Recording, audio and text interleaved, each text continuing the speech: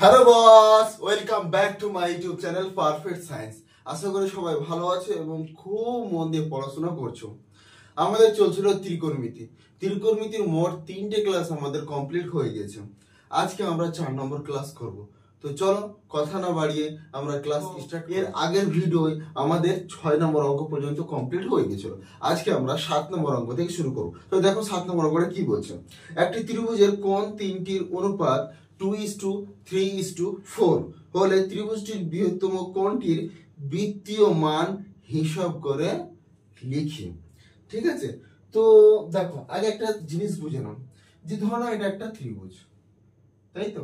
এটা একটা ত্রিভুজ বলছে কি 2, 3 আর 4, মানে যে কোণগুলো আছে না, এই কোণগুলোর অনুপাত এখানে বলে দিয়েছে। এইবার আমরা এখানে একটা নাম্বার ধরবো x x x। এবার তুমি যদি y ধরো তাহলে y y y ধরতে পারো। এবার এটা আমরা কেন ধরি?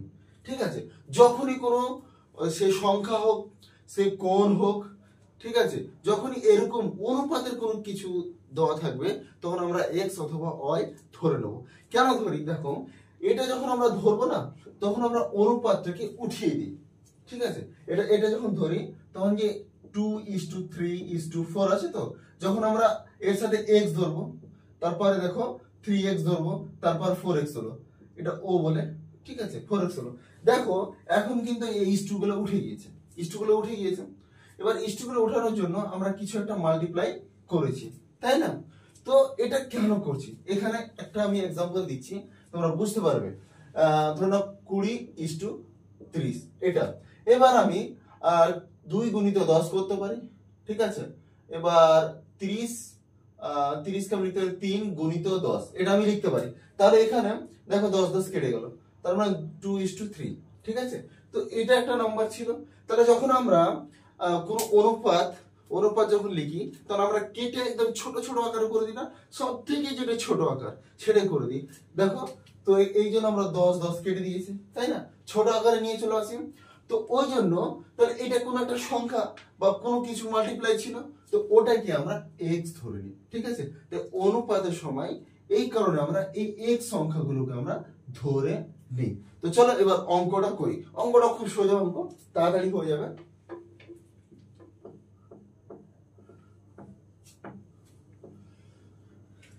এটা হচ্ছে 7 নম্বর অঙ্ক।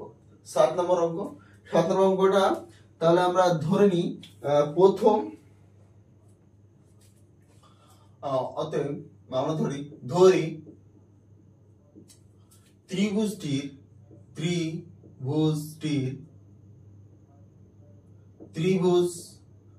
ত্রিভুজটির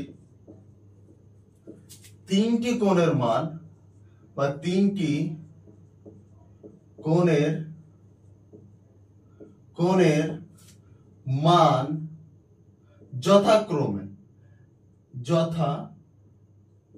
এবার আমরা এই যথাক্রমে লিখছি কেন? যথাক্রমে লেখার একটাই কারণ, যথাক্রমে মানে হচ্ছে পরপর। এই যেমন আছে 2:3:4, তার মানে যখন যথাক্রমে লিখলাম তাহলে প্রথমটা দ্বিতীয়টা চতুর্থ, মানে এরকম না যে 4এরটা আগে তারপর 2এরটা পরে, না। যথাক্রম মানে হচ্ছে যে একদম পরপর। তো কি হবে বলো তো? 2x ডিগ্রি সমান দিয়ে দাও, বা না দিলেও চলবে। 2x ডিগ্রি সমান 3x ডিগ্রি, সমান না, ও 4x ডিগ্রি। ঠিক আছে, এইবার আমরা লিখবো আমরা জানি। আচ্ছা আমরা কি জানি বলতো? আমরা জানি যে তিনটি কোণের সমষ্টি কত হয়? 180 ডিগ্রি। তাহলে তিনটে কোণ দেওয়া রয়েছে, তাহলে আমরা এখানে লিখে দিই। তাহলে এই তিনটে কোণ কত আছে? 2x degree plus 3x degree plus 4x degree সমান কত? 180 ডিগ্রি। তাহলে 2x ডিগ্রি 3x ডিগ্রি মানে 5 ডিগ্রি প্লাস 4 ডিগ্রি, তাহলে কত হবে? মানে 4 বলতে 4x ডিগ্রি, তাহলে এখানে কত হচ্ছে আমাদের 9x ডিগ্রি সমান কত? 180 ডিগ্রি। তাহলে x ডিগ্রি সমান কত হবে আমাদের? 180 বাই নিচে কত? 9, তাহলে 9 দুগুণে কত? 18, মানে 20 ডিগ্রি। তাহলে অতএব আচ্ছা, তো এখানে আমরা এক্স ডিগ্রি মান কত পেয়েছি? 20 ডিগ্রি। এবার বলো যে এখানের মধ্যে বৃহত্তম কোণ কোনটা তোমার মনে হচ্ছে? 4x ডিগ্রি হবে, না 2x ডিগ্রি হবে, না 3x ডিগ্রি হবে? এবার তোমার যদি ইচ্ছা হয় যে প্রত্যেকটা মান বের করবো, তুমি প্রত্যেকটা মান বের করতে পারো, তাহলে আমি সোজা করতে পারি। এবার আমি যদি সোজাসুজি লিখি যে অতএব ত্রিভুজটির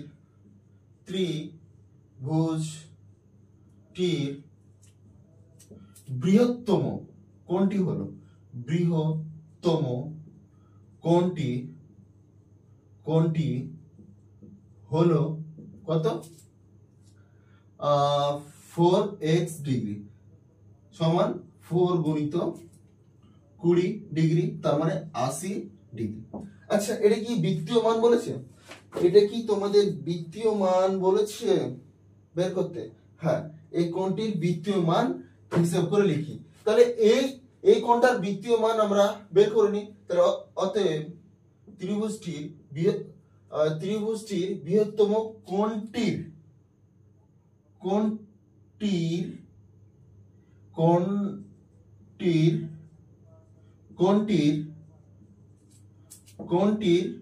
বৃত্তীয় মান, ঠিক আছে, বৃত্তীয় মান।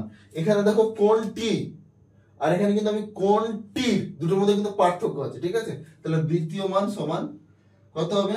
পাই বাই নিচে কত? 180 ডিগ্রি গুণিত এখানে 80 ডিগ্রি, ঠিক আছে। পাই বাই 180 ডিগ্রি গুণিত 80 ডিগ্রি। এবার 0 0 ক্যান্সেল, তাহলে 4 হবে, মানে 2 দিয়ে কাটলে 2 4 8 আর 9 2 18, মানে তাহলে কত আসছে? 4 পাই বাই নিচে কত? 9। তাহলে যে ত্রিভুজটির যে বৃহত্তম কোণ হলো, সেই ত্রিভুজটির বৃহত্তম কোণের মান কত? সেটা হচ্ছে 4 পাই বাই 9, 4 পাই বাই 9। তো আশা করি তোমরা এই অঙ্কটা বুঝতে পেরেছো। তো চলো এবার আমরা 8 নম্বর অঙ্ক থেকে শুরু করি। আমাদের 7 নম্বর অঙ্ক অলরেডি কমপ্লিট হয়ে গেছে। একটি বৃত্তের ব্যাসার্ধের দৈর্ঘ্য 28 সেমি।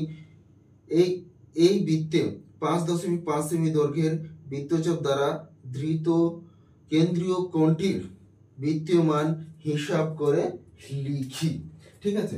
এখানে দেখো আমাদের কিন্তু কোনো কোণের মান দেওয়া নেই, আমাদের শুধুমাত্র ব্যাসার্ধ দেওয়া রয়েছে আর বৃত্তচাপ দেওয়া রয়েছে। এর জন্য একটা ফর্মুলা রয়েছে, সেই ফর্মুলা হচ্ছে s = r থিটা। এই ফর্মুলাটা আমাদের মাথায় যদি থাকে তবেই আমরা অঙ্কটা করতে পারবো, যদি না থাকে তাহলে আমরা অঙ্কটা করতে পারবো না। তো এটা দিয়ে আমি অঙ্কটা করিয়ে দিতে পারবো। দেখো এখানে এটা হবে আমাদের 8 নাম্বার, মানে আমাদের 8 নাম্বার করব। তো x = r থিটা, এটা তোমরা মনে রাখতে পারো। আমি তোমাদের কনসেপ্টের জন্য এটা বুঝিয়ে দিচ্ছি। যারা সায়েন্স নিতে যাও তারা অবশ্যই এটা বোঝার চেষ্টা করো, কারণ এই ধরনের যে প্রবলেম বা এই ধরনের যে প্রুফগুলো ক্লাস 11 12 তোমরা পাবে। সে ফিজিক্স হোক বা ফিজিক্স ম্যাথমেটিক্স যেখানেই হোক, তোমরা এই ধরনের প্রুফগুলো পাবে। বেশিরভাগ ফিজিক্সে রয়েছে এই প্রুফগুলো। তো চলো আমি তোমাদের এটাকে প্রুফ করে দেখাচ্ছি। এর জন্য আমাদের কি করতে হবে, যে প্রথম আমাদের একটা বৃত্ত নিতে হবে। প্রথম কাজ আমাদের একটা বৃত্ত। তাহলে প্রথম এটা হচ্ছে কি একটা বৃত্ত। এবার এটা মনে করলাম কেন্দ্র হচ্ছে ও, এটা এক্স, ঠিক আছে। তো এক্স এটা মনে করি আর। এবার আমরা বৃত্তচাপ যদি নিই, মানে আমরা বৃত্তচাপ অনেক নিতে পারি। এটাও একটা বৃত্তচাপ, এটাও একটা বৃত্তচাপ, এটাও একটা বৃত্তচাপ, মানে একটা বৃত্তের অনেকগুলো বৃত্তচাপ আমি নিতে পারি। তো এইখানে যদি আমি একটা বৃত্তচাপ নিই, ধরে নাও ওয়াই দিয়ে একটা বৃত্তচাপ নিলাম, তাহলে এখানে কি করবে? একটা কোণ উৎপন্ন করবে। তো কোণটা কি উৎপন্ন করছে? এক্স ও ওয়াই কোণ উৎপন্ন করছে, তাই তো? মানে সিম্পল। এই যে এটা প্রুফ রয়েছে না, এটা এত শর্টকাট, আমি যদি তোমাদের এক্ষুনি বলে দিই না, তোমরা বুঝতে পারে যাবে। তবু একটু আমি লিখে করবো, ঠিক আছে। আর আরেকটা মনে করো বৃত্তচাপ নিলে, কিন্তু কন্ডিশন ওটাতে কি রাখলে, যে আর একক, মানে এই যে ব্যাসার্ধ দৈর্ঘ্য যতটা রয়েছে ততটুকু তুমি নিলে, তাহলে এটা একটা কি হবে? বৃত্তচাপ। এটা একটা বৃত্তচাপ হলো। তাহলে এর ফলে এখানে একটা কোণ উৎপন্ন হলো। তাহলে এই যে কোণটা উৎপন্ন হলো, এই কোণটার নাম কি হবে? এই কোণটার নাম হবে এক্স ও, এখানে মনে করো পি দিলে, তাহলে পি, আর কে, কে মানে এখানে তোমার ওই বৃত্তচাপটাকে বোঝানো হবে, ঠিক আছে। যেমন আমরা একটা বৃত্তচাপ লিখি, একটা এর ধরে নাও বৃত্তচাপ যখন আমরা লিখবো, তাহলে এখানে আমরা কে দিই, ধরে নাও এক্স, এখানে ওয়াই, তো মাঝখানে একটা কে থাকে, ঠিক আছে। তো এই পুরো বৃত্তচাপটাকে দেখায়।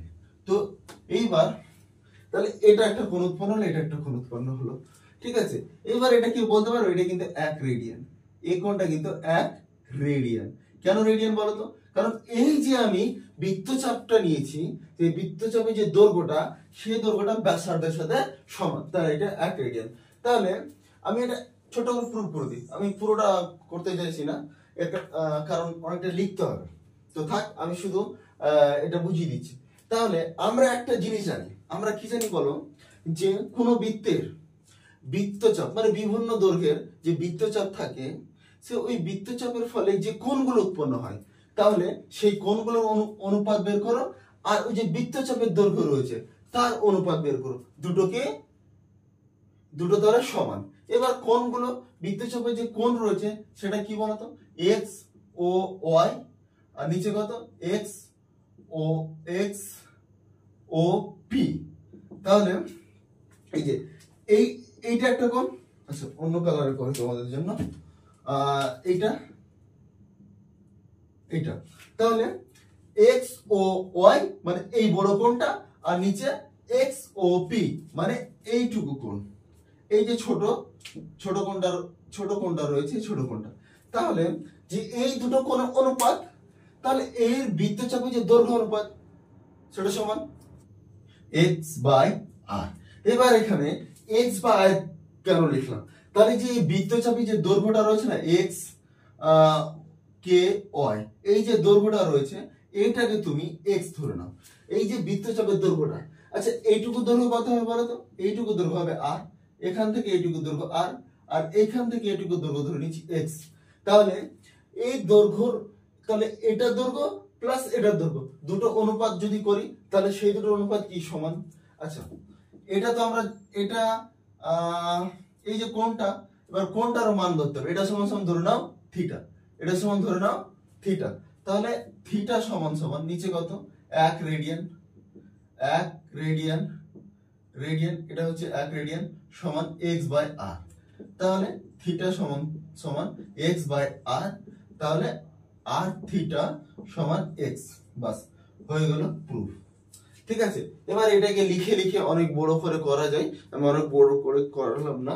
যদি তোমরা কোনো সময় ভুলে যাও, তাহলে সে সময় কি করবে, যে দুটো বৃত্তচাপ নেবে, আলাদা আলাদা বৃত্তচাপ নেবে দুটো, এবার দুটো বৃত্তচাপ নেওয়ার পর তোমরা কি করে বলতো, এই যে বৃত্তচাপের ফলে যে কোণগুলো উৎপন্ন হবে, যে দুটো কোণ উৎপন্ন হবে, সেই দুটো কোণকে তোমরা অনুপাতে লিখবে, যে দুটো কোণ হবে সেই দুটো কোণকে তোমরা অনুপাতে লিখবে, আর তার যে দৈর্ঘ্য দুটো রয়েছে সেই দৈর্ঘ্য দুটোকে তোমরা কি করবে, অনুপাত করবে, অনুপাত করলে দেখবে তোমাদের উত্তর চলে আসবে। তাহলে কি পরীক্ষাতে যদি না হয় যে x সমান সমান r থিটা, না x r equal to r theta, মানে x r equal to r theta, এটা হচ্ছে না এটা হবে x সমান সমান r থিটা, যদি মনে না থাকে তো শুধুমাত্র এখানে একটা ছবি আঁকো, দুটো কোণ তৈরি করো, কোণ দুটোকে অনুপাতে ফেলো, আর তাদের যে দৈর্ঘ্য রয়েছে তাদের দৈর্ঘ্য অনুপাতকে, তাদের যে দৈর্ঘ্য রয়েছে তাদের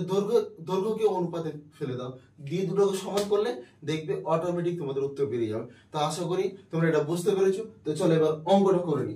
তো চলো 8 নম্বর অঙ্কটা দেখি। তাহলে ধরি বৃত্তচাপ দ্বারা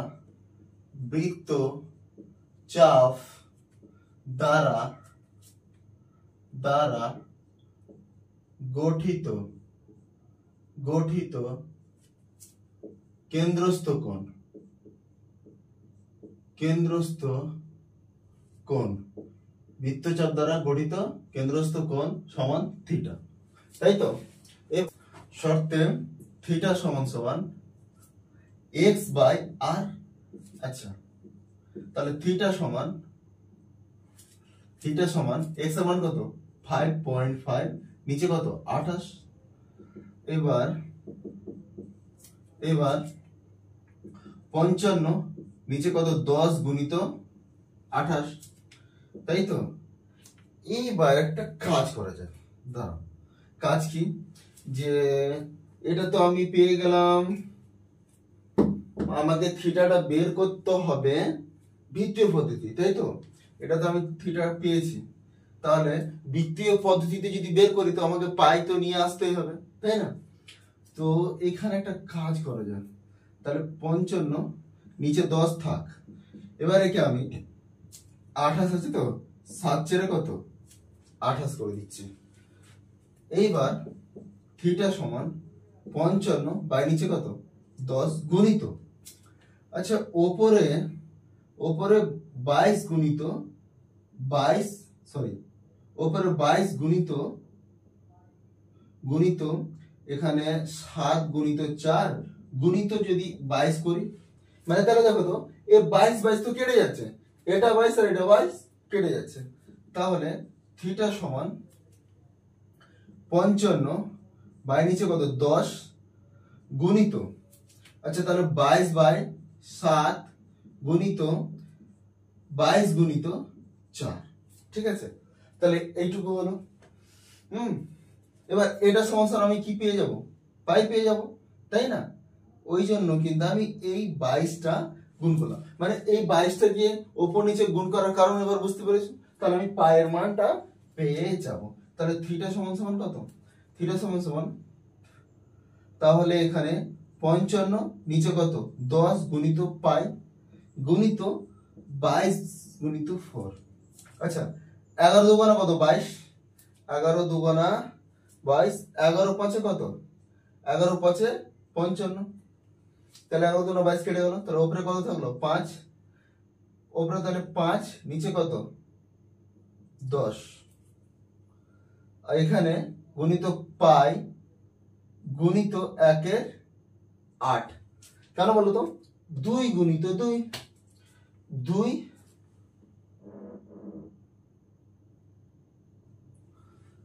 মানে 4 গুণিত 2, সরি 2 গুণিত 2 বলছি, 4 গুণিত 2 সমান সমান কত 8, তাহলে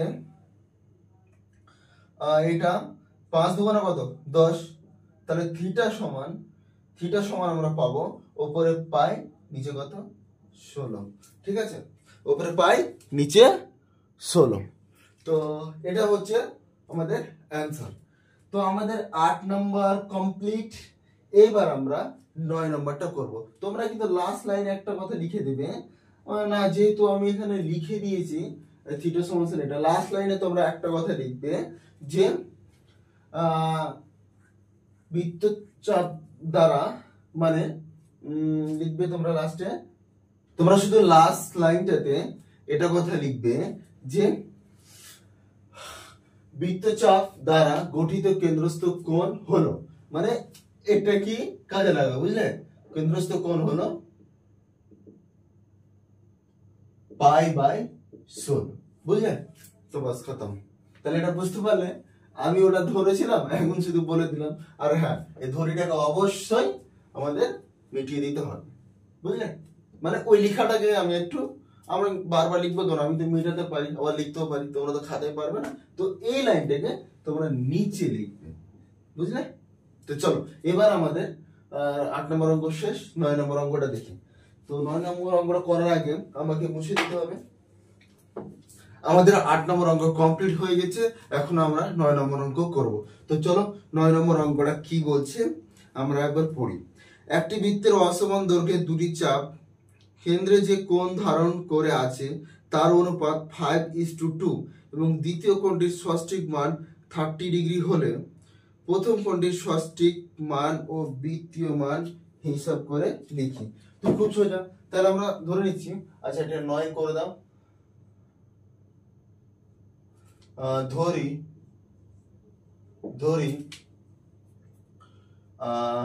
প্রথম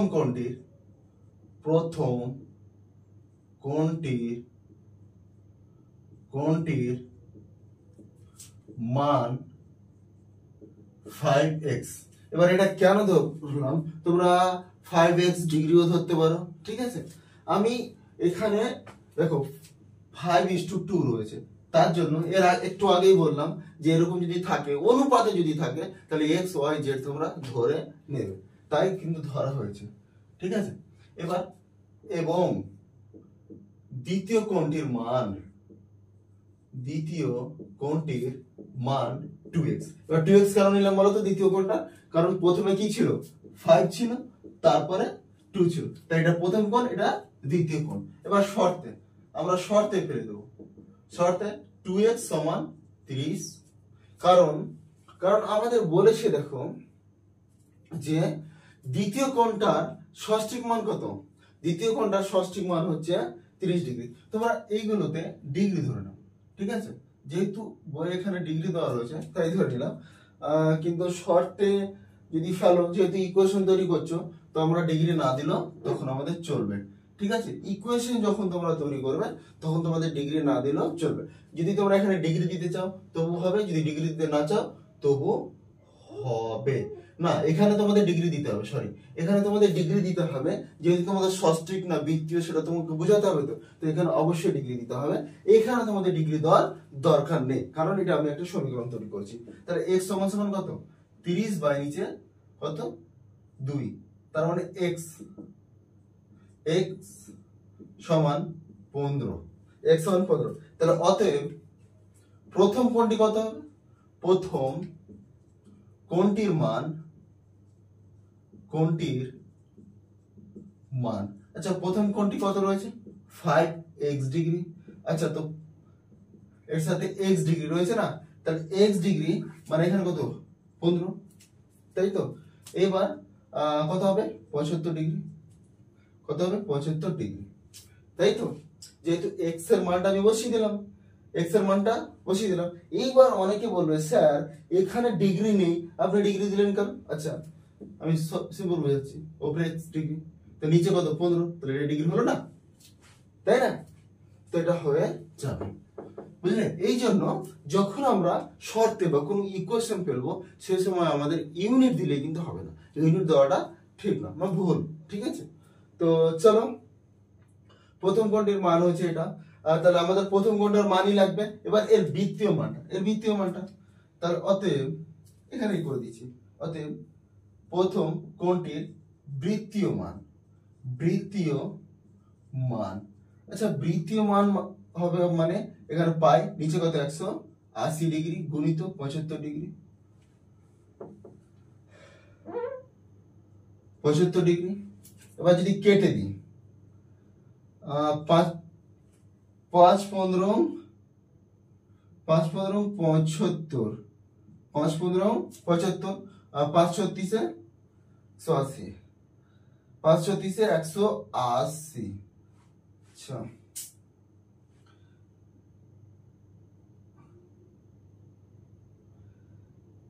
36 ডিগ্রি।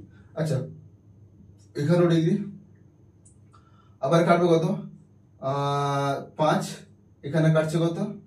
12, তার মানে এখানে হবে 12, তার মানে 5 বাই নিচে কত? 12। তো এটা হচ্ছে তোমাদের উত্তর।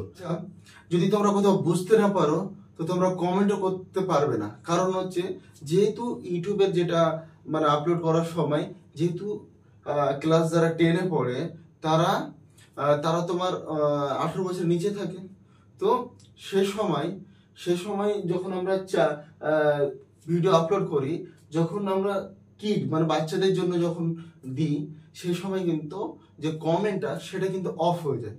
ঠিক আছে, তো আমি একটা টেলিগ্রামে লিঙ্ক দেব বা হোয়াটসঅ্যাপের কোনো একটা লিঙ্ক দেব, তোমরা ওতে জয়েন হয়ে গিয়ে যাবে এবং যদি কোনো প্রবলেম থাকে তো আমাকে জানাবে।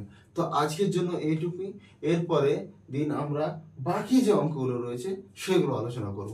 তো চলো কথা না বাড়িয়ে আজকে ক্লাসটা এখানে শেষ করা হচ্ছে।